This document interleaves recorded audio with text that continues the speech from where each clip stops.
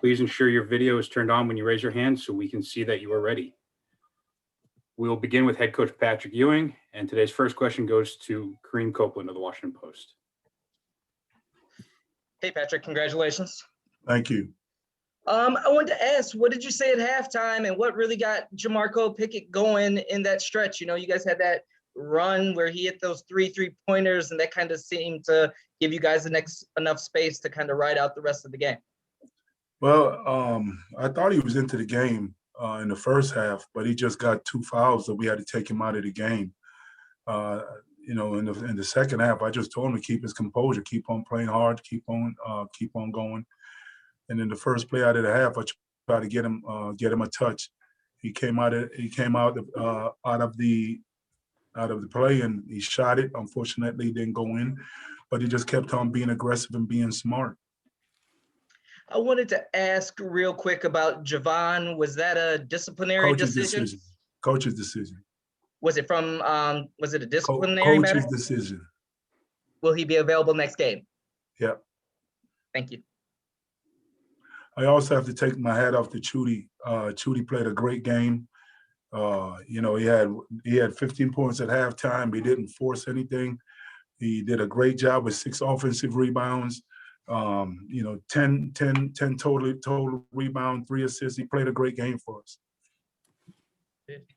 Thank you. You're welcome. Okay. Our next question goes to Patrick Waring. Hey, Coach. Congrats on the win today.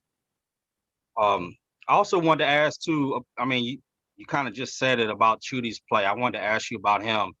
He came out. He really helped you guys offensively. Had a lot of energy. What did you think about his play early, and then what type player has he become? We see the things he's doing on the court, but has he become more of a vocal leader? Has he stood out more in those ways for you guys as well? Well, everybody, you know, leads in their own way. He's not a vocal kid. He comes out, he practices hard, he tries to get himself going. And, you know, we need the things that he's been doing for us. I think that's the reason why we've been winning. You know, we put him in the starting lineup. I forgot what game that was in the second half. And then he's taken it and run with it. We need for him to continue to be the player that he's being and continue to get better. And you made a decision early. You played some of the other younger guys, not named Dante Harris early. Was that something that you knew coming into this game, or was that just something that you made the decision on the go? Yeah, it's something that I knew, you know, coming to the game. You know, Dante, we didn't know if he was going to be able to play today. So those guys had their opportunity in practice. They showed their stuff, and, you know, I went with it. I had the opportunity to give them some minutes, and they took advantage of it. So, you know, it's going to be like that going forward. All right. Thanks a lot, Coach. You're welcome. Okay. Our next question goes to Aiden Curran. Hey, Coach, just to clarify what you just said about Dante, is there an injury issue with him, or? Just something happened, something nagging, and, you know, fortunately for us, he was able to play, and, you know, he played well.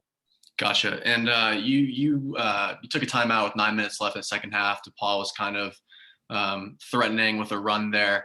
But then your team comes out of that timeout and brings the lead back up to 16 pretty quickly. What does that say about the growth of your team, and how pleased were you with that response? I was very pleased.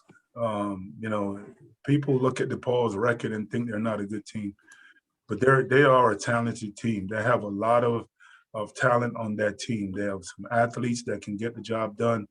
Unfortunately for Dave, it's just not working for him. But he's a great coach. They're a very talented team. But I'm very happy that my guys was able to come out and fight. And when we made a run, they started to make a run and took a timeout, and then we were able to make another run. So we was able to come away with a victory. Congrats to the dub. Okay, next we have Bobby Bancroft.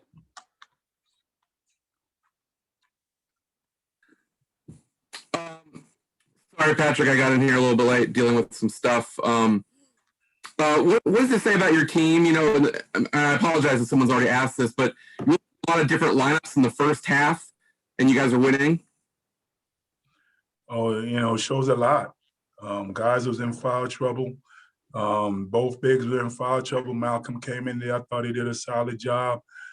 Put Colin in there for a stretch. He got the job done when he was in there. TJ did a fantastic job when he was in there, and also, Jamari did a good job.